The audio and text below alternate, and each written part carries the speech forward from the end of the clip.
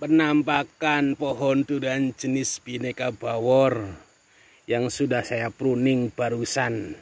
Saya ini walaupun keadaan sore, keadaan puasa, alhamdulillah bisa mempruning pohon.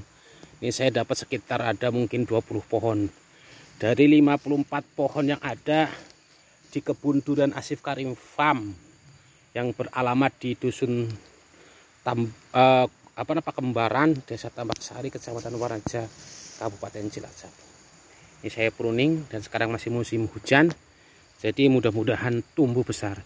Ini jenisnya pohon durian Bawor, entersnya asli dari Alas Malang Kemranjen Banyumas, Bapak Sarno Ahmad Darsono. Gimana guys hasil pruningan hasil pruningan saya? Ya beginilah, namanya juga ilmunya saya ketemu netok, tapi mudah-mudahan aman, sehat.